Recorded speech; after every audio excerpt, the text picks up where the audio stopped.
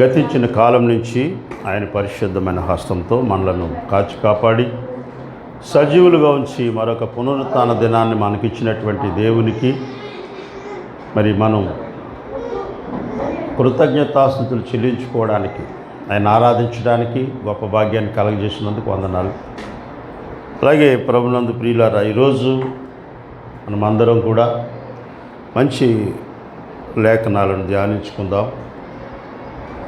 దేవుని యందు భయభక్తులు కలిగి ఉన్నట్లయితే ఆయన మనలను ఎన్నడూ విడువడు, ఎడబాయడు. చాలామంది కూడా దేవుని యందు భయభక్తులు ఉన్నట్టు నటిస్తారు, కానీ ఆయన ఆజ్ఞలో గైకొనరు. మొదటిగా దేవుడు ఏమంటున్నాడంటే రక్షణ పొందాలి కదండి. ఎవరైనా కూడా రక్షణ పొందాలని కోరుకుంటున్నాడు ఆయన. ఎందుకంటే ప్రియులరా, రక్షణ పొందకపోతే మనం సాతానుని స్వాధీనంలో ఉంటాం. లోకం అంతా కూడా ఎవరి స్వాధీనంలో ఉంది? సాతాను స్వాధీనంలో ఉంది. మరి మనము ఈ రక్షణ పొందకపోతే సాతాను స్వాధీనంలో ఉంటాము. సాతానుడు మనల్ని తనిష్టానుసారంగా వాడు మనల్ని వినియోగించుకుంటాడు. దేని విషయంలో అంటే శరీర సంబంధమైన క్రియలవి, అంటే త్రాగుడు, వ్యభిచారము, అబద్ధము, మోసగించడం, ఇవన్నీ కూడా సాతాను సంబంధమైన. ఏది చేసినా కూడా వాడు గొప్పగా చెప్పుకుంటూ ఉంటాడు కదా. దినాల్లో చాలామంది యవనస్తులు ఆ రాత్రి వేళల్లో ఫుల్గా తాగి రోడ్లంటా తిరుగుతున్నారంట. సరే, ఎంత భయంకరం. తల్లిదండ్రులకి ఎంత బాధ అండి. కుటుంబాల్లో పిల్లల్ని తల్లిదండ్రులు మంచిగా పెంచి పెద్ద చేసి వాళ్ళని గొప్పవాళ్ళు చేయాలని ప్రతి ఒక్కడు కోరుకుంటాడు. వాళ్ళ గొప్పతనము ఎంతవరకు అనుకుంటే వాళ్ళని కంట్రోల్ చేయరు కదా. అడిగినంత ఇస్తారు కానీ కంట్రోల్ చేయరు. కంట్రోల్ తప్పితే పిల్లలు ఏమైపోతారు? సాతాను చేతిలోకి వెళ్ళిపోతారు. ఇక వాళ్ళ ఇష్టానుసారంగా సాతానుడు వాళ్ళని వాడుకుంటూ ఉంటాడు. మొదటిగా మనం ఎవరైనా సరే రక్షణ పొందాలి అంటే దేవుని సన్నిధికి రావాలి కదండి. రోమపత్రిక 10:17 కంఠస్థ వాక్యం అందరికీ వినుట వలన విశ్వాసం కలుగుతుందంటే. వినాలి. దేవుని వాక్యాన్ని వింటేనే విశ్వాసం కలుగుతుంది. మరి వినాలంటే ఆయన సన్నిధికి వెళ్ళాలి. అదే కదా, చాలామంది మేము టీవీల్లో వింటున్నామండి, వీటిలో సెల్ ఫోన్లో వింటున్నామంటే అవి కరెక్ట్ కాదు. దేవుడు ఒక దైవ గ్రంథాన్ని ఇచ్చాడు మనకి. ఆ దైవ గ్రంథంలో ఉన్న వాటిని కూడా మనం సక్రమంగా బోధించాలి. ఈ టీవీలో బోధించే వాళ్ళందరూ కూడా వాళ్ళు ఆ బిజినెస్ పీపుల్స్, వాళ్ళు సేవకుల్లో కూడా వ్యాపారస్తులు అయిపోయారు కదండి. మంచి మంచి సెట్టింగ్స్ పెట్టేసి సంగీతాలు పాడు వాకింగ్ చెప్తుంటే పక్కన బ్యాక్గ్రౌండ్ మ్యూజిక్ వినబడుతూ ఉంటుంది. వీళ్ళందరూ హ్యాపీగా నిద్రపోతూ ఉంటారు.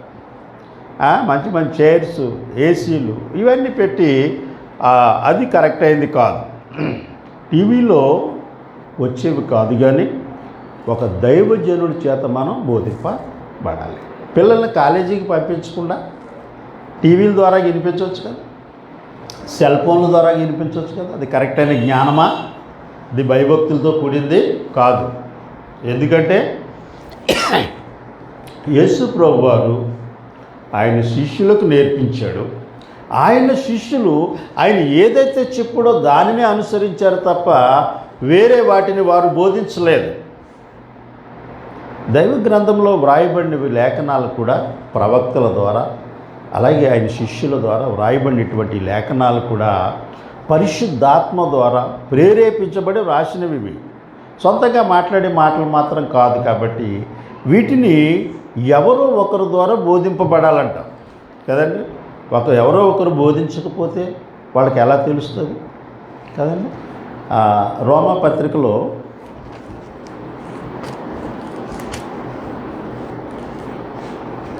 ఒక మాట ఉంది, దాన్ని మనం చదువుకుని లేఖనాల్లోకి వెళదాము. రోమా పత్రిక 10వ అధ్యాయము 13, 14, 15 వచనాలు మనం చదువుకుందాం. ఇక్కడ అంటాడు, ఎందుకనగా ప్రభువు నామమును బట్టి ప్రార్థన చేయువాడెవడో వాడు రక్షింపబడును. ప్రభువు నామమును బట్టి ఏం చేయాలి? ప్రార్థన చేయాలి. మరి ప్రభువు నామమును బట్టి ప్రార్థన చేయాలంటే దాని గురించి తెలుసుకోవాలి కదండి. ప్రభువు నామం అంటే ఏంటో తెలుసుకోవాలి. తెలియకపోతే ఏదో ఒకటి చేసేస్తూ ఉంటారు. ప్రార్థన చేసినప్పుడు యేసు ప్రభువు మమ్మల్ని కాపాడంటారు, కానీ ప్రార్థన ఎవరు చేయాలి? యేసు ప్రభువుకి కాదు కదా, తండ్రికి చెయ్యాలి. ఎవరి ద్వారా? కుమారుని ద్వారా, యేసు ప్రభు ద్వారా చెయ్యాలి. యేసు ప్రభుని అడుగుతారు వీళ్ళు, మీరు తండ్రిని అడగండి అని ఆయన చెప్తున్నాడు కదా. నేను తండ్రిని అడుగుతున్నాను, మీరు కూడా తండ్రిని అడగండి. అంటే రక్షణ పొందాలంటే ఆయన నామమును బట్టి ప్రార్థన చేయాలి, వాడు రక్షింపబడతాడు. ఆ ప్రార్థన ఎలాగో మనం చేయాలో నేర్చుకోవాలంటే ఏం చేయాలి? ఇక్కడ ఏమంటున్నాడు చూడండి, 14 వచ్చింది. వారు విశ్వసింపని వానికి ఎట్లు ప్రార్థన చేయుదురు. ప్రార్థన చేయాలంటే మంచి విశ్వాసం ఉండాలి. విశ్వాసం లేకుండా ప్రార్థన చేస్తే వారికి ఏ లాభమో లేదు కదండి. అవునా కదా. విశ్వాసం లేకుండా సౌండ్ పెట్టి ఏం కాదు, నేను నెమ్మదిగా మాట్లాడతాను, కొంచెం సౌండే ఉంటుంది కదండి. విశ్వాసం లేకుండా ప్రార్థన చేసినది వ్యర్థమే. అవసరానికి చేస్తారు కొందరు ప్రార్థన. బాధలు వచ్చినప్పుడు, శోధనలు వచ్చినప్పుడు, కాసేపుడు చచ్చిపోతారు అని అనుకో డాక్టరు, ఎవరిని పట్టుకుంటే బాగుపడతామని ఆలోచిస్తారు. నా చేతుల్లో ఏం లేదంటే డాక్టర్, ఎవరి దగ్గరికి వెళ్తాం? దేవుడి దగ్గరికి వెళ్తాం, లేకపోతే దేవుడి గురించి ఎవడు ప్రార్థన చేస్తున్నా వాడి దగ్గరికి వెళ్తారు. మనమే ప్రార్థన చేస్తే కదండి, మనమే ప్రార్థన చేస్తే వ్యవసాయం చేసేవాడంటే శ్రేష్టమైన ఫలాలు తింటాడంట కదండి. మొదటి ఫలము వాడే తింటాడు, లాస్ట్ వరకు శ్రేష్టమైన ఫలాలు తింటాడు, మిగిలినవి అమ్ముకుంటాడు. అలాగే నీవుగా దేవునికి ప్రార్థన చేస్తే ఎంత ధైర్యంగా ఉంటుంది కదండి. ఎంత ధైర్యంగా ఉంటుంది దేవునితో మాట్లాడమంటే. వినని వానికి వారు ఎట్లు విశ్వసించుదురు. అంటే నువ్వు దేవుని సన్నిధికి వెళితేనే, వాక్యం వింటేనే విశ్వాసం వస్తుంది. అసలు ప్రార్థనా జీవితమే లేకపోతే నీకు విశ్వాసం ఎక్కడొస్తుంది? విశ్వాసం లేకపోతే ప్రార్థన చేసినా వ్యర్థమే కదండి. ప్రకటించువాడు లేకుండా వారిట్లు విందురు. ప్రకటించువారు పంపబడని ఎట్ల వారిట్లు ప్రకటించుదురు. ఇందు విషయమై ఉత్తమమైన వాటిని గూర్చిన సువార్త ప్రకటించు వారి పాదములెంతో. ప్రకటించేవాడు పాదాలు, ప్రకటించేవాడు ముఖాల గురించి చెప్పలా. మనోళ్ళు ఏం చేస్తారు? ముఖాలు చూస్తూ ఉంటారు. పాస్టర్ గారు అందంగా ఉన్నాడా, ఆ సౌందర్యంగా ఉన్నాడా, ఎర్రగా ఉన్నాడా, నల్లగా ఉన్నాడా, రింగులు జుట్టు ఉందా ఆడికి కదా, లేకపోతే బట్టతాలు ఉందా, బోడిగుండు ఉందా, ఇవి చూస్తారు కదా. దేవుడే కోరుకుంటున్నాడా? దేవుడు ఎక్కడికి వెళ్ళాడు? ఎక్కడికి వెళ్ళాడు బాబా? అసలు పాదములే సుందరమైనటువంటి వాడి యొక్క ఆ దేహాన్ని గురించి దేవుడు ఎంత హెచ్చిస్తున్నాడో ఆలోచించాలి కదండి. మన ముఖం చూసుకుని మనం మురిసిపోతూ ఉంటాం కదండి. ఆ శరీరాన్ని చూసుకుంటే లోపల నానా భయంకరమైన రోగాలు ఉంటాయి. అందము మోసకరము, సౌందర్యము వ్యర్థము. చూసారా? మన అందం వేస్ట్. హృదయ సౌందర్యం కావాలి, ముఖ సౌందర్యం కాదు. పిల్ల ఎర్రగుంది నల్లగుంది అంటే ఏం, ఆవిడ సినిమాలకి షికార్లకి తిరుగుతుంది అనుకో, ఏమంటారు అందరూ కదా. దేవుని యందు భయభక్తులు కలిగిన స్త్రీ కొనియాడబడుతుందంటే అర్థమైందా? కాబట్టి ప్రియులారా, వాక్యాన్ని వినాలి. వినుట వల్లనే మనకి రక్షణ కలుగుతుంది. ఎందుకంటే మొట్టమొదట అపోస్తలులు వాక్యాన్ని ప్రకటించినప్పుడు వారు భయపడలేదు. అర్థమైందా? అపోస్తలుల కార్యము 2వ అధ్యాయము 36వ వచనం మనం ఒకసారి చూసుకుందాం. మీరు సిలువ వేసిన యేసునే దేవుడు ప్రభువుగాను క్రీస్తుగాను నియమించెను. ఇది ఇశ్రాయేలు వంశమంతయు రూఢిగా తెలుసుకొనవలెనని చెప్పారు కదండి. ఇక్కడ వాక్యాన్ని ప్రకటించేవాడు ఎవరితో చెప్తున్నాడంటే ఇశ్రాయేలీలతో చెప్తున్నాడు. అపోస్తలుడైనటువంటి పేతురు గారు పెంతెకొస్తు పండుగ దినం అయిన తర్వాత మొట్టమొదటి ప్రసంగం అది. సిలువ వేసిన ఎవరిని? ఈ యేసునే.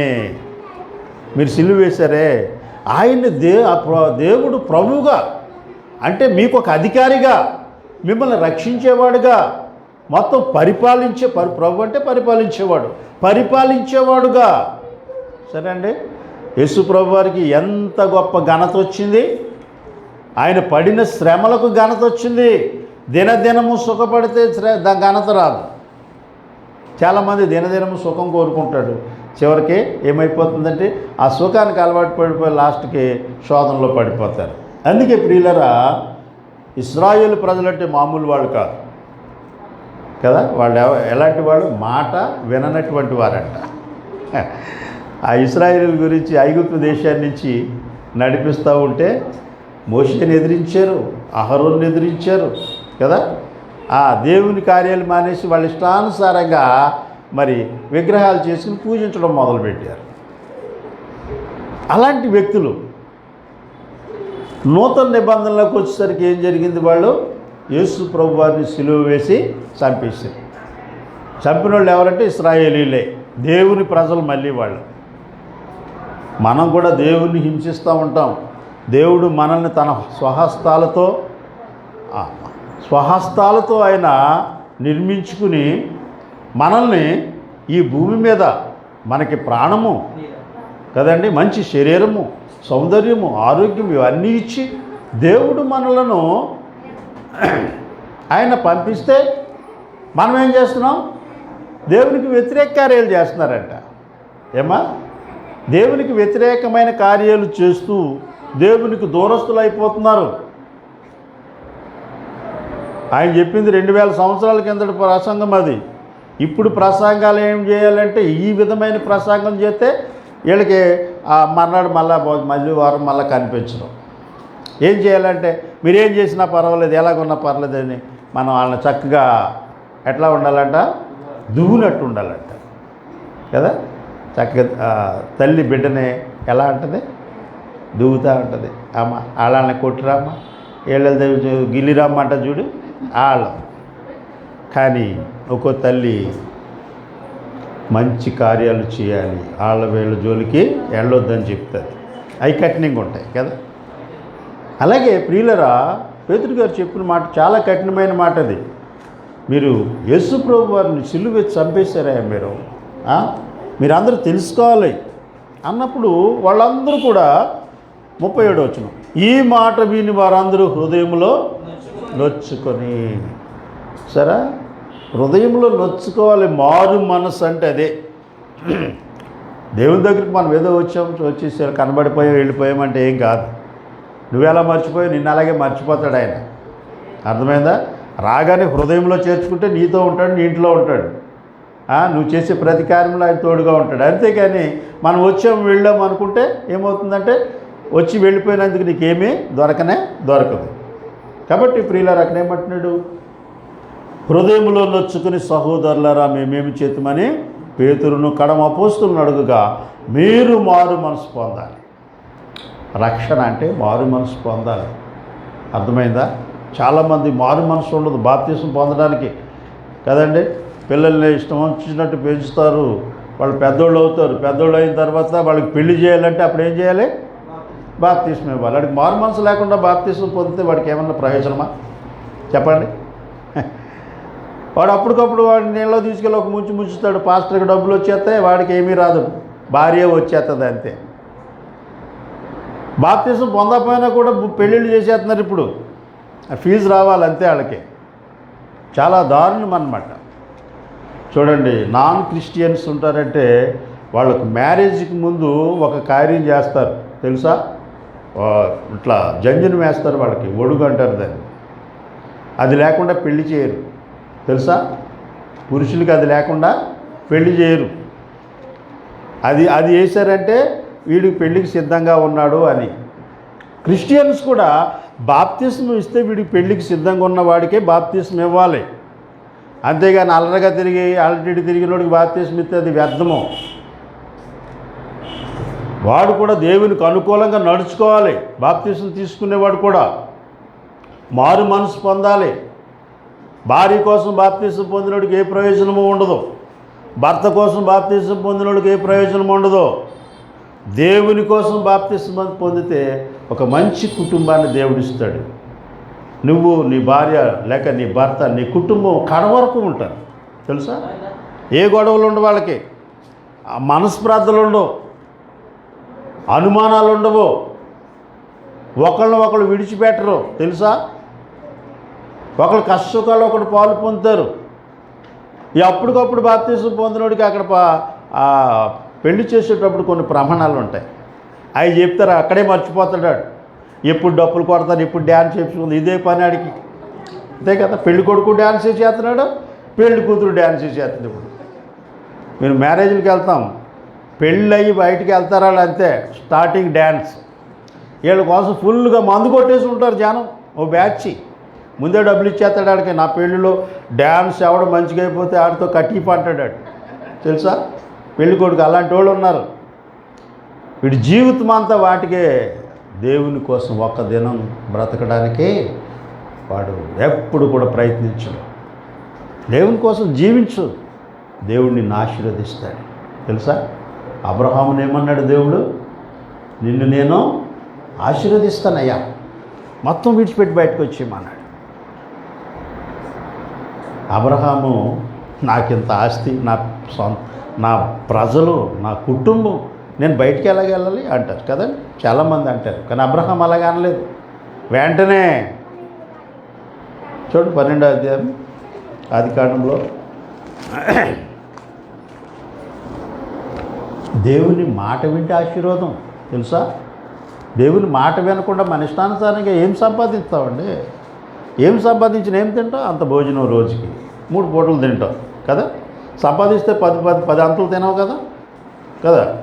ఏ భోజనం తిన్నా కూడా నీ కడుపు నిండినంత తింటావు తప్ప బకెట్లు అయితే తినం కదండి. గంగాళాలు తాగం కదా. ఆ భోజనం కోసం ఎన్ని వేషాలు.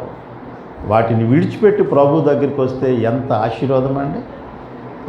అబ్రహాము బయలుదేరినప్పుడు ఏమన్నాడు? 3వ వచనం అంటాడు, నీవు ఆశీర్వాదంగా ఉందువు, నిన్ను ఆశీర్వదించుదును,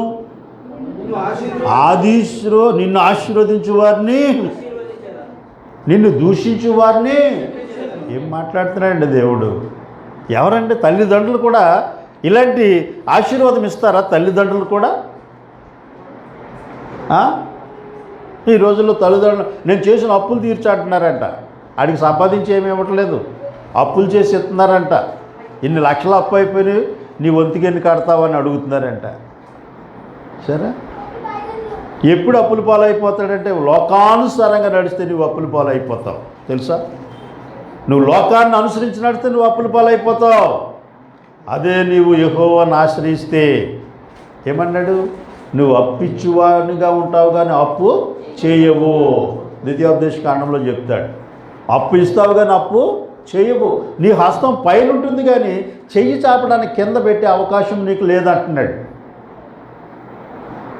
బ్లెస్సింగ్స్ అన్నీ కూడా దేవుని దగ్గర ఉన్నాయి. అవి పొందుకోవడానికి ప్రయత్నం చేయట్లేదు ఎవరు. ఏం చేయము, 24 గంటలన్నా కష్టపడతా, కూలి చేస్తా, అది చేస్తా, ఇది చేస్తా, ఏమైనా చేతకి సిద్ధపడతారు. కానీ దేవుని దగ్గరికి వచ్చి 1 గంట సమయం ఇవ్వడానికి ప్రియులారా వాళ్ళ హృదయాలు ఒప్పుకోవట్లే, అంగీకరించు. చూడండి ఏమంటున్నాడు అక్కడ? అబ్రహామును ఆశీర్వదిస్తానన్నాడు. ఒకవేళ అతను జోలికి ఎవరైనా శపించేస్తానన్నాడు. మామూలు విషయం కాదు అది. నిన్నెవడైనా దూషించాడంటే నేను వాడిని శపించేస్తా, భూమి మీద ఉండకుండా వాడు కొట్టివేయబడతాడు. తెలుసా? దేవుడు చెప్పినటువంటి మాట ప్రకారంగా ఆయన వెళ్ళిన తర్వాత 10వ వచనం చూడండి, 11వ వచనం చూడండి, 6వ వచనం అండి. అబ్రహాము షెకెము నందల ఒక స్థలము దాకా ఆ దేశ సంచారం చేసి మోరే దగ్గరున్న సింధూర వృక్షం వద్దకు చేరెను. అప్పుడు కనానీయులు ఆ దేశంలో నివసించిరి. యెహోవా అబ్రహామునకు ప్రత్యక్షమై నీ సంతానమునకు చూడండి, దేవుడు ఏమన్నాడు? నీకు సంతానం ఇస్తాను, వాళ్ళకి గొప్ప స్వాస్థ్యం ఇస్తానన్న దేవుడు. కనాను దేశము ఎప్పుడో వాళ్ళు ఇశ్రాయేలు ప్రజలు 40 సంవత్సరాలు ప్రయాణం చేసి వెళ్ళారు కదా. అదే కనాను దేశం, ఆ జనాంగము పుట్టక మునిపే అబ్రహాం వెళ్ళాడు అక్కడికి. అర్థమైందా? ఆ జనాంగం పుట్టక మునిపి అబ్రహాం వెళ్ళాడు. అబ్రహాముకి సంతానం లేకముందే కనాను దేశానికి వెళ్ళాడు. దేవుడు ప్రత్యక్షమై, అబ్రహామా నిన్ను ఆశీర్వదిస్తానన్నాను కదా, చూడు ఈ కనాను దేశాన్ని నీ సంతానానికి ఇస్తానన్నాడు. దేశము అర్థమైందా?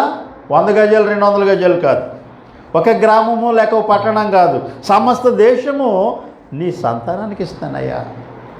ఎలాంటి బ్లెస్సింగ్స్ అండి దేవుని మాట వింటే. ఎవరన్నా ఇస్తారా ఉచితంగా? మళ్ళీని అబ్రహాం దేశాన్ని ఇస్తాను నాకు అది విధివని ఏం అడగలేదు ఆయన. వెంటనే అబ్రహాం ఏం చేశాడు చూడండి అక్కడ ఏం చేశాడు. వెంటనే యెహోవా అతడు తనకు ప్రత్యక్షమైన యెహోవాకు ఒక బలిపీఠమును కట్టెను. చూసారా? వెంటనే బలిపీఠము కట్టేసి యెహోవా నామమున ప్రార్థన కూడా చేసేసాడు. మనమైతే పట్టణం ఇచ్చిన తర్వాత నేను మారు మనసు పొందుతా కదండి, సంతానం ఇచ్చాక బాప్తీసం పొందుతా, ఆడ పుట్టిన తర్వాత మా పిల్లలకు పెళ్ళయ్యాక బాప్తీసం పొందుతా. ఏ దినం ఏం జరుగుతుందో నీకు తెలుసా కదండి. ఎంతలో కనబడి అంతలో మాయమైపోవు ఆవిరి వంటి వాళ్ళు మనం సంవత్సరాలు బతుకుతామని లెక్కలేసుకుంటే ఎలాగా?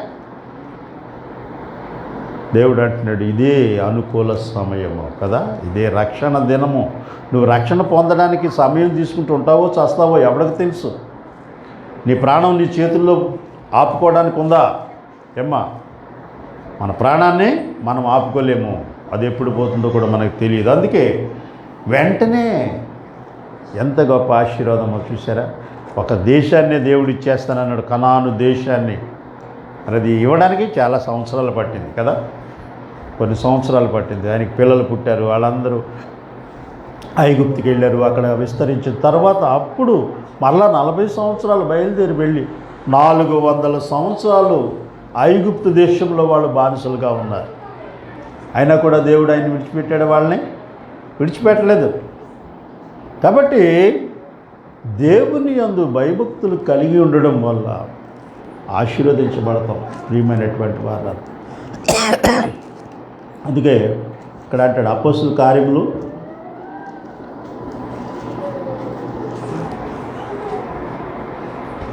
మరొకసారి చూసుకుందాం. ఎప్పుడైతే మీరు సిలువ వేసినటువంటి దేవుడి ప్రభువుగా ఉన్నాడు మీరు అందరూ తెలుసుకోవాలన్నప్పుడు వాళ్ళు ఏమన్నారు, మేము ఏం చేయాలని అడిగారు లేదు. సరే అంటే దేవునికి లోబడాలి. అబ్రహాం కూడా అంతే, దేవుని మాటకు లోబడ్డాడు, గొప్ప ఆశీర్వాదం. ఇక్కడ ఏం జరిగిందంటే ఆయన అప్పుడు ఏమన్నాడంటే ఆయన, మీరు మారు మనసు పొంది పాప క్షమాపణ నిమిత్తం ప్రతివాడు యేసుక్రీస్తు నామమున బాప్తిస్మము పొందుడు. నీ పాపాలు పోవాలంటే బాప్తిస్మం పొందాలన్నాడు. నువ్వు ఎంతవరకు నువ్వు చేసిన పాపాలు క్షమించబడాలంటే బాప్తిస్మం పొందాలన్నాడు. బాప్తిస్మం పొందిన తర్వాత దేవుణ్ణి వెంబడించాలి కదండి. దేవుణ్ణి నీ రక్షణ కొరకు నీ రక్షకుడుగా ఎప్పుడైతే అంగీకరించావో అప్పుడే అయిపోలేదు. బాప్తిస్మం పొందడంతో అయిపోలేదు. యేసు ప్రభువారిని వెంబడించాలి, అవునే కదా. ఆయన శిష్యులు యేసు ప్రభువారిని వెంబడించారు. ఎలా వెంబడించారు అనుకుంటున్నారు? వాళ్ళు వలలు వేసుకుంటున్నారు. తిబిరియా సముద్రంలో వలలు వేస్తున్నప్పుడు వాళ్ళ దగ్గరికి వెళ్ళి యేసు ప్రభువారు అన్నాడు, మిమ్మల్ని మనుషులు పట్టే జాలర్లుగా చేస్తానన్నాడు. వలలు అక్కడ పడేశారు, యేసు ప్రభువారిని వెంబడించారు. సచ్చే వరకు వదిలిపెట్టలేదు ఆయన్ని. కుటుంబాల గురించి ఆలోచించలేదు, వాళ్ళ బతుకుల గురించి ఆలోచించలేదు. మాకు ఏం దొరుకుతుంది ప్రభు అని కూడా అడిగారు వాళ్ళు. యేసు ప్రభు వారు ఏమన్నాడంటే, మీరు 12 సింహాసనముల మీద కూర్చుని మీరు ఆ 12 గోత్రముల వారికి మీరు తీర్పు తీరుస్తారన్నాడు. చూసా ఎంత గొప్ప అధికారం మీకు దొరుకుతుందని చెప్పాడు దేవుడు. వీళ్ళరా, దేవుడు మనకి గొప్ప స్వాస్థ్యాన్ని ఇవ్వడానికి ఆయన సిద్ధంగా ఉన్నాడు. మనం కూడా వాటిని పొందాలంటే ప్రభు దగ్గరకు వచ్చి ఆయన మాటలు వినాలి, వాటిని అంగీకరించాలి. ఇంకేమంటున్నాడు అక్కడ, వాళ్ళందరూ కూడా ప్రియమైనటువంటి వాళ్ళరా మారు మనసు పొందారు, బాప్తిస్మం పొందారు. పొంది మరి వెళ్ళిపోయారా? ఎంతమంది బాప్తిస్మం పొందారంటే 3000 మంది బాప్తిస్మం పొందారు. ఒకలా ఇద్దరా ఏమ్మా? 2వ అధ్యాయము 41వ వచనంలో ఉంటుంది. వాక్యం విన్నారు, మరి మీరు యేసు ప్రభుని సిలువ చంపేశారా అన్నప్పుడు బాధపడి వెళ్ళిపోయారండి? ఏమ్మా వెళ్ళిపోయారా? వెళ్ళిపోలేదు. వాళ్ళు దేవుని యొక్క మాటలు వాళ్ళ హృదయంలోకి వెళ్ళి నొచ్చుకున్నాయి. ఏం చేయాలన్నప్పుడు బాప్తిసం పొందాలన్నప్పుడు వెంటనే బాప్తిసం ఒకళ్ళిద్దరు కాదు 3000 మంది ఒక్కో రోజు బాప్తిసం పొందారంట. సరే అండి, ఈ లోకం కోసం, లోకంలో ఉన్న మనుషుల కోసం వాళ్ళు ఏమంటారో వీళ్ళు ఎవడో మనకు భోజనం పెట్టడో, అర్థమైందా? మనం రోగి అయి ఉంటే పరామర్శించడానికి కూడా రాడండి ఈ రోజుల్లో. అలాంటి రోజులు వచ్చేసింది తెలుసా. దేవుడైతే నిన్నైతే అసలు విడువడైనా, నువ్వు రోగిగా ఉంటే నీ ప్రక్కన ఉంటాడు ఆయన, తెలుసా. కాబట్టి వాళ్ళు బాప్తిసం పొందిన తర్వాత వెళ్ళిపోలేదు. వాళ్ళు ఎవరి ద్వారా బాప్తిసం పొందారో వాళ్ళను వీళ్ళు అనుసరించారు కదండి, వెంబడించారు అనుకోవాలి. ఒక మాటలో చెప్పాలంటే 42వ వచనంలో ఏంటంటే వీళ్ళు అపోస్తుల బోధ యందును, సహవాసమందును, రొట్టె విరుచుట యందును, ప్రార్థన చేయుట యందును. ఎంతమంది బాప్తిసం పొందిన వాళ్ళు ఇవన్నీ చేస్తున్నారు ప్రతి వారం చెప్పండి కదా. మామూలు శాపగ్రస్తులు అయిపోతారు. బాప్తిసం పొందడం అంటే మామూలు విషయం కాదు. దేవుని దగ్గర దేవుని నామాన్ని ధరించుకుని దేవుణ్ణి మోసం చేస్తే శాపం రాదండి? శాపం రాదా? నేను ప్రభువులోకి వచ్చి 27 సంవత్సరాల్లో ఒక్క ఆదివారం కూడా నేను తప్పుకోలేదు. అందుకే దేవుడు నన్ను, నా కుటుంబాన్ని ఆశీర్వదించాడు. అంటే కోటీశ్వరుడు అని కాదు అక్కడ. నాకు భోజనము, వస్త్రం అన్నీ సమృద్ధిగా దేవుడిస్తున్నాడు. ఇంకా అంతకంటే ఏం కావాలి? నాకు అప్పులు లేవు, ఆస్తులు లేవు కదా. ఎవరిని మోసం చేయాల్సిన అవసరం అంతకన్నా లేదు. ప్రియమైనటువంటి దేవుడు మనల్ని ఆశీర్వదించడం అంటే మామూలు విషయమా? దేవుడు ఆశీర్వదించిన వాళ్ళు ఎంతోమంది ఉన్నారు. వాళ్ళందరూ సంపాదించుకోలేదు తెలుసా. అపోస్తలుడైన పౌలు గారు ఒక బిల్డింగ్ కూడా లేదంట ఆయనకి. ఉందా? నిజంగా ఆయన కావాలనుకుంటే ఒక దేశాన్ని కొనేటటువంటి బోధ చేశాడు ఆయన. అనేక ప్రాంతాలు తిరిగాడు, ఓడల మీద ప్రయాణం చేశాడు సువార్త ప్రకటించడానికి. ఎంత డబ్బు సంపాదించవచ్చు? మరి వాళ్ళెవరు కూడా చనిపోయేటప్పటికి రూపాయి సంపాదన లేదు వాళ్ళకి. కాబట్టి ప్రియమైనటువంటి వాళ్ళరా, వాళ్ళందరూ అపోస్తుల యొక్క బోధలో ఉన్నారు, సహవాసములో ఉన్నారు కదా. ఇప్పుడు అపోస్తుల యొక్క సహవాసాలు లేవు, ఉన్నాయా? రకరకాల మినిస్ట్రీస్ వచ్చేసినాయి. ఏ మినిస్ట్రీస్కి వాళ్ళే హెడ్, వాళ్ళే ఫౌండర్స్. ఫౌండర్ అంటే కట్టేవాడు అనమాట, దాన్ని నిర్మించుకునేవాడు.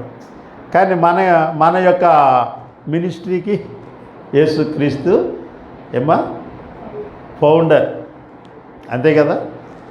ఆయన కట్టినవాడు. నీ బండ మీద నా సంఘమును కట్టుదును. చాలామందికి అర్థం కాదు. ప్రపంచంలో లక్షల మంది, కోట్ల మంది కూడా అర్థం కాని మాట ఏంటంటే, నా సంఘమును కట్టుదును అంటే వాడి సంఘం అనుకున్నాడు. ఇప్పుడు నా సంఘం అంటే ఎవరిది చెప్పండి? నా సంఘం అంటే ఎవరిది? నాది. మీరు అనుకోండి నా సంఘం అని, నా సంఘం అని మీరు అనుకుంటే మీది. ప్రతి ఒక్కడు అది అర్థం చేసుకున్నాడు. కానీ నా సంఘం అంటే క్రీస్తు సంఘం అని అర్థం చేసుకోలేదు వీళ్ళు. అర్థమైందా? ప్రియమైన, చాలా భయంకరమైన మాట అండి అది. అర్థం చేసుకునేవాడికి గుండెలు పగిలిపోతాయి. అర్థం చేసుకునేవాడు కూడా ఏం చేస్తాడు? ఇష్టానుసారంగా మాట్లాడతాడు. నా సంఘం అంటే ఎవరి సంఘం? అది మన కోసం ప్రాణం పెట్టాడు, రక్తాన్ని కార్చాడు. నిజంగా 40 దినాలు ఉపవాసం చేశాడండి ఆయన మన కోసం, తెలుసా. 40 దినాలు ఉపవాసం చేసి శోధించబడ్డాడు. మళ్ళీ ఆయన శిలువ మరణానికి వెళ్ళినప్పుడు, ఆయన మోకరిచ్చినప్పుడు, ప్రార్థన చేస్తే ఆయన చెమట రక్త బిందువుల వల్లే కారిందంటండి. ఎంత గొప్ప త్యాగమో! చనిపోవడానికి వెళ్ళడానికి ప్రార్థన చేస్తున్నాడు ఆయన. మనమైతే చచ్చిపోతామని ప్రభు బ్రతికించి అంటాం కదా. మాకు ప్రాబ్లమ్స్ వచ్చినాయి తీసేయమని ప్రార్థన చేద్దాం. ఆయన అలా కాదు, చనిపోవడానికి వెళ్ళి ప్రార్థన చేసినటువంటి వాడు మహాగణుడు అండి యేసు ప్రభు అని. అంటే ఆయన అన్నాడు, నా సంఘమును కట్టుదునంటే ఎవరికి తెలియలేదు అసలు, తెలుసా. నా సంఘమును, మత్తయి సువార్త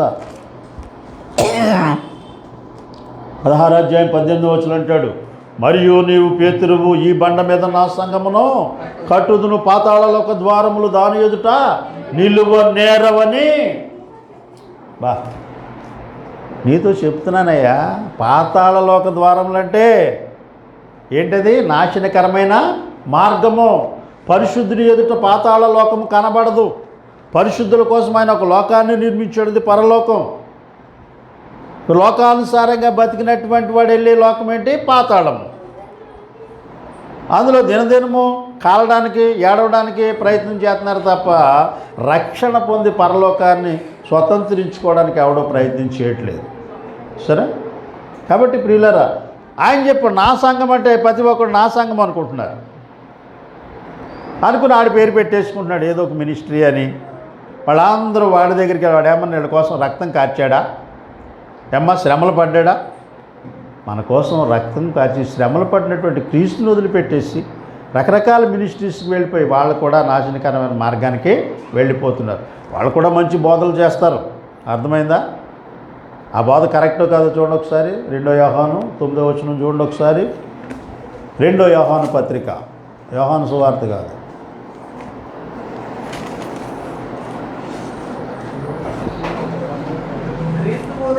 క్రీస్తు బోధయందు నిలిచి ఉండక దానిని విడిచి చూసారా? ఏ బోధలో ఉండాలి? క్రీస్తు యొక్క బోధలో ఉండాలి. క్రీస్తు బోధను అంగీకరించకుండా దాన్ని విడిచిపెట్టేసి ఆయన నా సంఘం అంటే నా సంఘం అని వాళ్ళ పేర్లు పెట్టుకుని క్రీస్తుని విడిచిపెట్టేసి ఇష్టానుసారంగా ఒకటి ఇది కూడా క్రీస్తు సంఘం అంటే ఎలాగా? కదండి, కరెక్ట్ కాదు కదా అది. ఏదైనా ఆకలి తీరుతుందని గడ్డి తినాం కదా, తింటామా? అన్నమే తింటాం. అలాగే ప్రియమైనటువంటి వాళ్ళారా, వాక్యం చెప్తుంది ఇక్కడ క్రీస్తు బోధలో ఉండాలి. అందరూ క్రీస్తు బోధలోనే ఉందాం అనుకుంటారు కదండి. ఏమంటున్నాడు? దాన్ని విడిచిపెట్టు ప్రతివాడును దేవునిని అంగీకరించున్నాడంట. క్రీస్తు బోధను విడిచిపెడితే దేవుణ్ణి అంగీకరించడు. ఆ బోధ ఎందు నిలిచివాడు తండ్రిని కుమారుని అంగీకరించువాడు ఉన్నాడు.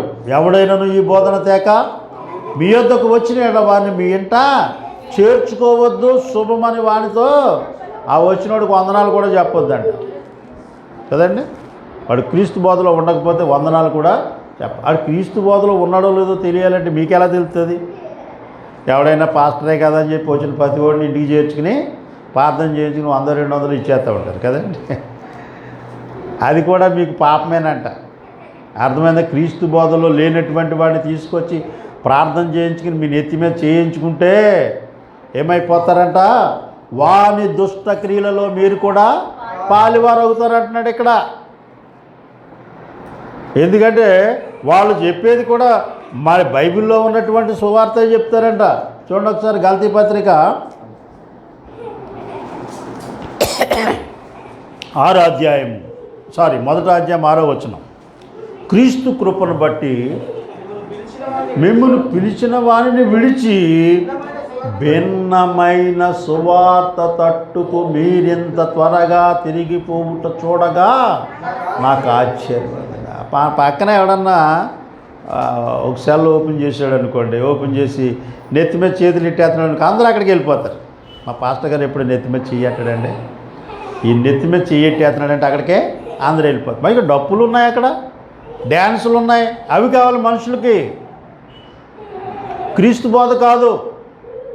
అందుకే ఇక్కడ ఏమంటున్నాడంటే క్రీస్తు కృపను బట్టి మిమ్మును పిలిచిన వానిని విడిచిపెట్టేశారు. మిమ్మల్ని ఎవరు పిలిచారు? అపోస్తలులు కదండి. క్రీస్తు యొక్క అపోస్తలుల ద్వారా మీరు పిలువబడ్డారు. దేవుని ద్వారా మీరు పిలువబడి ఆయన విడిచిపెట్టేసి ఏదో మార్గానికి వెళితే అది కరెక్ట్ కాదంటున్నాడు. చూడండి అక్కడ, భిన్నమైన సువార్త తట్టుకు మీరింత త్వరగా తిరిగిపోటు చూడగా నాకు ఆశ్చర్యం అవుతున్నది. మన దగ్గర చాలామంది బాప్తిస్తాలు పొందుతారు, వేరే చోట ప్రార్థనకి వెళ్ళిపోతారు. వాడికి ఏం దొరుకుతుందో చెప్పండి? ఏమైనా దొరుకుద్దా?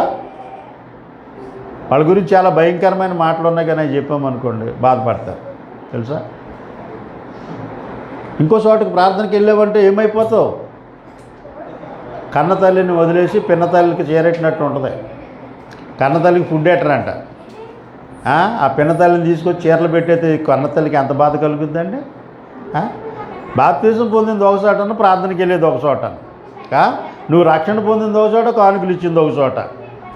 నీ కోసం ప్రార్థన చేసి కూడా ఒక చోట ఉంటే ఇంకో చోటకి వెళ్ళి చేయొచ్చి నేతి మీద పెట్టించుకుంటా ఉంటావు. ఏం మనుషులు అయిపోయారంటే ప్రియులరా. భిన్నమైన సువార్త కావాలి, ఇందులో ఉన్నది కాకుండా వేరే వెరైటీ కావాలన్నమాట. సరే, వెరైటీ అంటే ఇప్పుడు వంటలు వచ్చినాయి, ఫేస్బుక్ లాట్లో చూపెడతా ఉంటారు. వేరే వేరే వంటలు అన్నీ కలిపేసేసి తినిపించేస్తూ ఉంటారు ఉడకని. అవి కావాలి. ఇప్పుడు శ్రేష్టమైన అమ్మ వంట చేతి ఎవరికే అవసరం లేదు. అమ్మ వంట తింటే ఆరోగ్యంగా ఉంటారు కాబట్టి అవి తింటారు చచ్చిపోతాక. అలాగే భిన్నమైన సువార్త తట్టుకు మీరింత త్వరగా తిరుగుట చూడగా నాకు ఎంత ఆశ్చర్యం అయిపోతుందండి. ప్రియమైనటువంటి వాళ్ళరా, మనం దేవుని పిల్లలు తెలుసుకోవాలి. ప్రార్థనకు వస్తే వాక్యం ఏంటో తెలుస్తుంది, భిన్నమైన సువార్త ఏంటో తెలుస్తుంది కదా. అది కానిదేదో మనకు తెలుస్తుంది. ప్రార్థనకి అసలే రాకపోతే మనకేమనిపిస్తుంది? భయంకరంగా అనిపిస్తుంది. అది మరి యొక్క సువార్త కాదు కానీ 7వ వచనం, క్రీస్తు సువార్తను మిమ్మును కలవరపరచువారు కొందరున్నారు. మీరు క్రీస్తు సువార్త విన్నారు కానీ దాన్ని చెరిపేసి వేరే సువార్త ప్రకటిస్తున్నారు, కలవరపరుస్తున్నారు. అందుకే ఏమన్నాడు? ప్రియమైనటువంటి వాళ్ళారా, ఆ సువార్తను ప్రకటించే వాళ్ళకి ఏమంటున్నాడంటే, మేమైనను మీకు ప్రకటించిన సువార్త కాక మరి యొక్క సువార్తను మేమైనా పరలోకం నుండి దిగి వచ్చిన ఒక దూతయ్యనను మీకు ప్రకటించిన ఎళ్ళతడు శాపగ్రస్తుడు అవునుగాక. సరే, శాపగ్రస్తులు అందరూ లేచిపోతూ ఉంటారు, తెల్లారి కనబడరు అనుకుంటారు చాలామంది. అయ్యో ఆ సేవకుడు చచ్చిపోయాడు ఏంటి అనుకుంటారు కదండి. దేవుని సువార్త ప్రకటిస్తే ఆయనకి ఇష్టంగా నువ్వు బోధిస్తే నేను ఎందుకు చంపేస్తాడు ఆయన? ఏమా, ఇప్పుడు 60 సంవత్సరాలు వచ్చినా కూడా నేను ఆయన వాక్యం చెప్పడానికి నన్ను నిలబెట్టుకున్నాడంటే ఏం చేస్తున్నామో దేవునికి ఇష్టమైన పని చేస్తున్నాం కాబట్టి. వ్యతిరేకంగా చేస్తే మన కరోనా వచ్చినప్పుడే అందరితో పాటు నేను కూడా వెళ్ళిపోవాలి. కరోనా అనేది మా గుమ్మాలకు కూడా రాకుండా చూసాడు ఆయన. అర్థమైందా?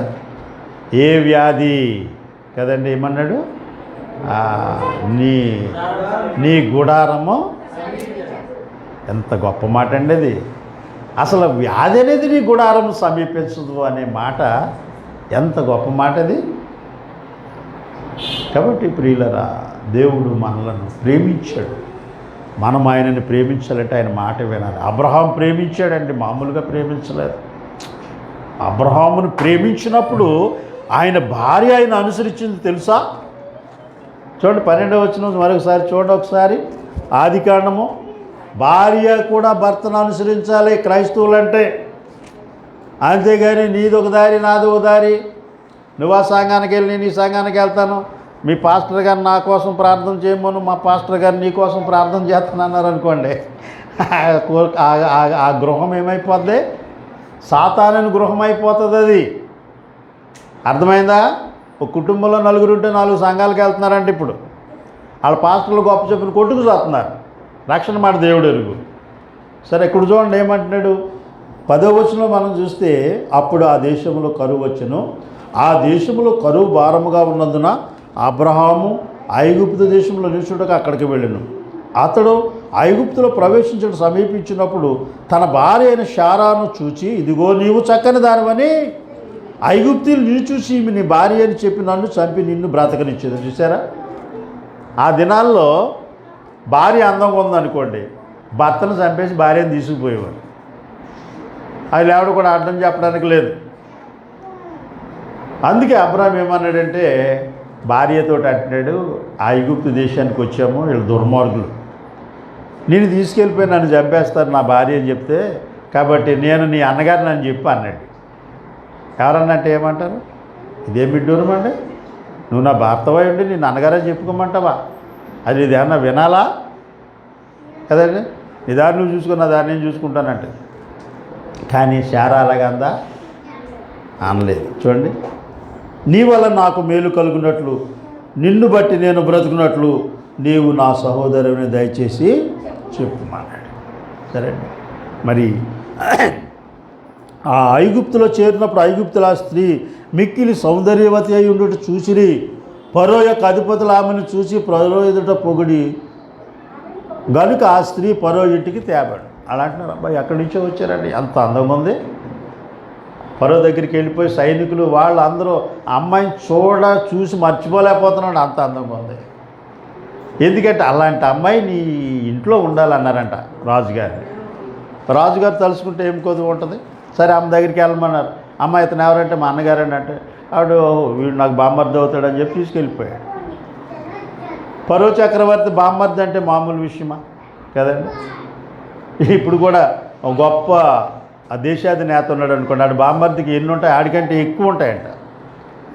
అధికారి కంటే బామ్మర్దికే ఎక్కువ ఉంటాయంట అన్నీ. అలాగే ఇక్కడ అబ్రహాం గారికి దానివల్ల ఏమైపోయిందంటే 16వ వచనం, అతడు ఆమెను బట్టి అబ్రహాముకు మేలు చేశాడు. ఆమె తీసుకెళ్ళిపోయి ఏం మేలు చేశాడు? గొర్రెలు, గొడ్లు, మగగాడిదలు, దాసులు, పనికెత్తలు, ఆడగాడిదలు, ఒంటెలు. చూసారా, శారాన్ని తీసుకెళ్ళిపోయి మొత్తం సంపదలన్నీ ఇచ్చేసాడు మంచిగా ఉండమని. ఆ రాత్రి ఏం జరిగిందంటే యెహోవా అబ్రహాము భార్య అయిన శారాను బట్టి ఫరోను అతని ఇంటి వారిని మహావేదన చేత బాధించాను.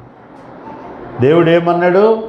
నిన్ను దూషించు వారిని నేను శపిస్తా, నీకెవడైనా హాని తెలపెడతాడని విడిచిపెట్టనన్నాడు. కానీ ఫరో తీసుకెళ్తే ఎంతమందికి హాని చేశాడు దేవుడు? ఫ్యామిలీకే రాత్రి అంతా బాధ అంట. ఏం బాధ పెట్టాడో తెలియదు, కానీ తెల్లారేసరికి భార్యను తీసుకొచ్చి అప్పచెప్పేశాడు. సరే, దేవుని మాట అన్నాడు అనుకోండి, నెరవేరుస్తాడు.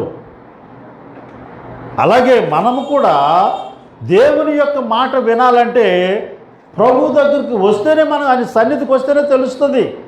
ఇంట్లో ఉండి టీవీలో ఉన్న సెల్ఫోన్లోనే వినడం వల్ల మనకి ఏ ప్రయోజనమూ ఉండదు. ఏ విధంగా ప్రార్థన చేయాలి, ఏ విధంగా నడుచుకోవాలో కూడా తెలియదు. చాలా భయంకరమైనటువంటి ప్రాబ్లంలో పడిపోతూ ఉంటాం. ప్రియమైనటువంటి వాళ్ళరా, మరి యొక్క సువార్త భిన్నమైన సువార్త.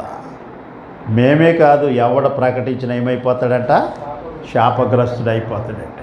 ప్రియులరా, చాలామంది, మొన్న బ్రదర్ చెప్పాడు ఒక ఆయన, ఒక సేవకుడి ఇంటికి వెళ్తే ఆ సేవకుడి పిల్లలకి ప్రార్థన చేయడం రాదంట కదండి, భార్యకి అంతకన్నా రాదంట. కూడు కూరడు పెడతమే తప్ప అంతకంటే ఏమీ తెలియదంట. చాలా బాధపడ్డాడు ఆయన.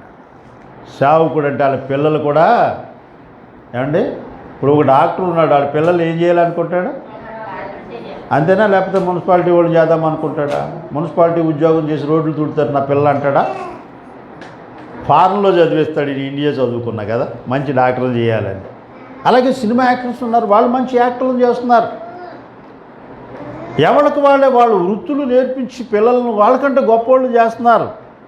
సేవకుడు మాత్రం పిల్లల్ని విదేశాలకి పంపించి కదా, మంచి మంచి చదువులు చెప్పించి వాళ్ళని వేరుగా చేస్తున్నారు. కానీ సేవకులుగా చేతి ఏమొస్తుందండి వాళ్ళకు అనుకుంటున్నారు. కానీ దేవుని యొక్క ఆశీర్వాదం ఆ కుటుంబాన్ని ఆశీర్వదించబడుతుందండి. తెలుసా, సేవకుడు కుటుంబం అంటే ఆ పిల్లలు కూడా సేవకులుగా చేసుకోవాలి. పిల్లలకి ప్రార్థన నేర్పించాలి, వాక్యం నేర్పించాలి, భయభక్తులు నేర్పించాలి. అప్పుడు వాడికి మంచి కుటుంబం వస్తుంది. మరి ఆ పిల్లలకి మన అలవాట్లు నేర్పించి, నేను ఒకటి తాగుతున్నా నువ్వు 2 తాగరా, నేను 100 ఖర్చు పెడుతున్నాను 1000 ఖర్చు పెట్టుకో అన్నాం అనుకోండి, ఏమైపోతాడు? నాశనం అయిపోతాడు. పిల్లలు చాలా చోట్ల వెళ్తూ ఉంటాం మేము. ఒక్కోసారి చాలా బాధ కలుగుతారు కుటుంబాలను చూసినప్పుడు కదండి. తండ్రి, కొడుకులు, పిల్లలు అందరూ కలిసి చక్కగా చుట్టూ కూర్చుని గిన్నె నిండా ముక్కలేసి తాగుతూ ఉంటారు. అలాంటి వాళ్ళని చూసి ఎంత గొప్పగా తాగుతున్నారు వీళ్ళు అనుకుంటాడు. ఎవడు? దుష్టుడు. బాగా తాగుతున్నారు వీళ్ళు అనుకుంటాడు. దేవుని యందు భయభక్తులు కలిగిన వాడు వీటన్నిటిని విసర్జించాలి. దేవుని ఆశీర్వాదం అంటే మామూలు విషయం కాదండి. మనకి తెలియకుండానే అన్నీ ఇచ్చేస్తాడు దేవుడు. అబ్రహాంకి తెలుసా, ఐగుప్తు దేశంలో అక్కడ ఏదో కరువు వచ్చిందని ఆ దేశానికి వెళ్ళాడు. ఏదో పని చేసుకుని బతకడానికో కొన్నాళ్ళు అక్కడ ఉండడానికి వెళ్ళాడు. వెళ్ళగానే శోధన వచ్చింది, భార్యని తీసుకుపోయారు. సరే, ఒక కీడు వెంబడి కీడు వెంబడి ఏం పోల్చి ఉంటుందంట. ఇప్పుడు గులాబీ పువ్వు కోసుకుంటే ఏముంటుంది, ఏం దొరుకుద్ది? ముళ్ళు గుచ్చుకుంటాయి, అవునా కదా? మరి ముళ్ళు గుచ్చుకుంటే ఆయన గులాబీ పువ్వు కోసుకోవడం మానేస్తామా? అంటే మనం కొంత శ్రమ పడాలి. కీడు జరిగిన వెంటనే మేలు జరుగుతుందంట, తెలుసా? కీడు జరిగినటువంటి వాళ్ళు దేవుడు అలా విడిచిపెట్టాడు. మంచి మేలుతో తృప్తి భార్యను తీసుకెళ్ళిపోయాడు. వెంటనే ఒంటులే, గొడ్లు కదండి, దాసీలు, పనిమంతులు, ఇంకా పశువుల మందలు అన్నీ ఇచ్చేసాడు ఫరో చక్రవర్తి. తెల్లారి పొద్దున భార్యను తీసుకొచ్చి కూడా ఇచ్చేసాడు. ఎందువలన? దేవుడు అతనికి తోడై ఉన్నాడు కాబట్టి. ప్రియులారా, మనకు కూడా దేవుడు తోడుగా ఉంటే దేనికి భయపడాల్సిన అవసరం లేదు. మనకు కావాల్సింది మోకరించి ప్రార్థన చేసి, ప్రభువా నాకు ఇది కావాలంటే అది ఎలాంటిదైనా దేవుడు నీకు ఇవ్వడానికి సమర్థుడు. ఆయన మనిషి కాదు, నేను ఇవ్వలేను అనడానికి కదా. మనిషి అయితే ఏమంటాడు? ఓ పూట భోజనం 2 పూట భోజనం పెడతాడు. ఇంకో 2 పూటలు ఎక్కువగా ఉంటే ఏం చేస్తాడు? వాళ్ళని వెళ్ళిపో, మనలాకి ఇంట్లో వాళ్ళు అందరినీ బాగుతారంట. ఈ దెబ్బతో అన్నాడు వెళ్ళిపోతాడని కదా. ఉత్తినే గొడవ చేసుకుంటూ ఉంటారంట. ఎందువల్ల 2 పూటలు ఉన్నాడు, 3వ పూట ఉండకూడదంటే ఏం చేయాలి? ఏదో గొడవ పెట్టేసుకుంటారు, ఆడు పారిపోతాడు చెప్పకుండా. కానీ దేవుడు అలా కాదండి. నిన్ను, నీ కుటుంబాన్ని, అలాగే నీ చేతిలో ఉన్న బిడ్డలందరినీ కూడా ఆయన పోషిస్తాడు, తెలుసా? అబ్రహాం ఒక్కడనే అభివృద్ధి పరిచాడా? పనివాళ్ళు ఉన్నారు, పశువుల మందలు. ప్రియులరా, వాళ్ళందరూ కూడా ప్రభు యొక్క శిక్షణను బోధలో పెంచబడ్డటువంటి బిడ్డలు. వాళ్ళు అపోస్తుల బోధ ఎందును, సహవాసం అందును, రొట్టె విరుచుట ఎందును, ప్రార్థన చేటి ఎందును ఎడతెగక యుండిరి అంటాడు. కీర్తన గ్రంథం 118:15 వచనం అంటాడు, నీతిమంతుల గుడారములో రక్షణ సునాదం అంట కదా. నీతిమంతుల గుడారంలో ఏముంటుంది? ఎండి బంగారాలు ఉండవు. అర్థమైందా? నీతిమంతుల ఇంట్లో ఎండి బంగారాలు ఉండవండి. వాడు ఆశపడ్డు కూడా వాటికి. నీతిమంతుడు వెండి బంగారాలను ఆశించడం. ఏమి కావాలతనికి? రక్షణ సునాదం. దేవుని యొక్క మాటలే, ఇక వేరేది ఏం అవసరం లేదు. కాబట్టి ప్రియులు, దేవుని యందు మనం భయభక్తులు కలిగి ఉంటే ఆయన మనల్ని, మన కుటుంబాన్ని కాపాడుతాడు. ఆయన రక్షణ అనేది ప్రతి వారికి ఎంతో అవసరత. రక్షణ అంటే మామూలు విషయం కాదండి. రక్షణ పొందితేనే మనం ఆశీర్వదించబడతాం. రక్షణ పొందకుండా మనం దేవుని యొద్ద ఎంత విచారణ చేసినా కూడా వ్యర్థమే. కనుక రక్షణ పొందితే నీలో ఉన్నటువంటి ఆ యొక్క ప్రేమను బట్టి దేవుడు అంటండి ఎంత ఆశీర్వదిస్తాడో ఒక వ్యక్తిని మనం జ్ఞాపం చేసుకుందాం. లూకాసు సువార్త 19వ అధ్యాయము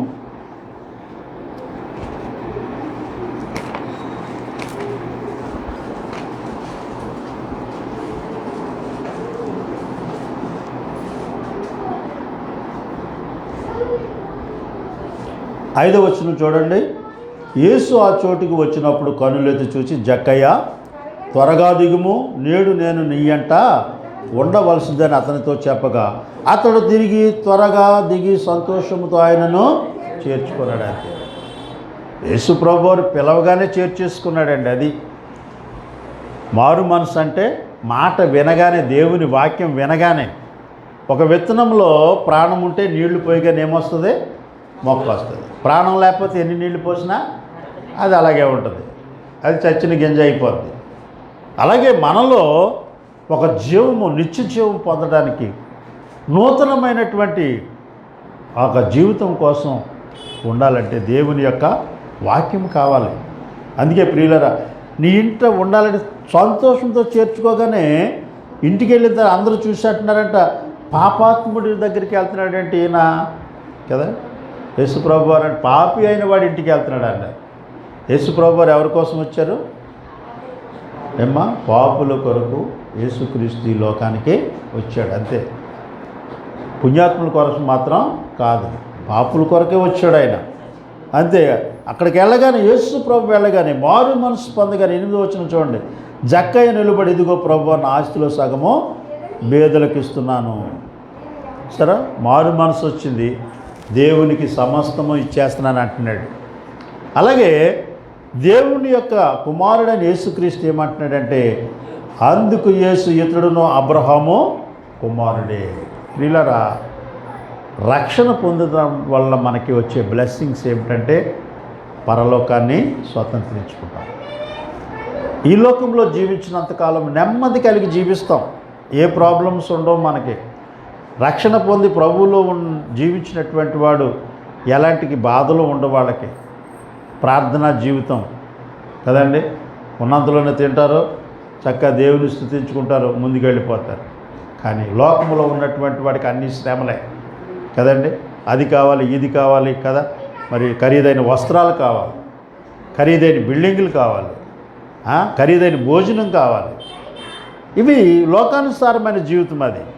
కానీ దానివల్ల మనకి ప్రయోజనమేమి కూడా ఉండదు. కాబట్టి రక్షణ పొందాలి, ప్రభువును అనుసరించాలి, అలాగే దేవుని యొక్క ఆశీర్వాదాలు పొందాలి. వాటన్నీ కూడా ఎవరైతే పొందగలుగుతారో వాళ్ళే దేవుని రాజ్యాన్ని స్వతంత్రించుకుంటారు. దేవుడు తన పరిశుద్ధ వాక్యం మనం ఇంట్లో దీవించును గాక. ప్రార్థన చేసుకుందాం.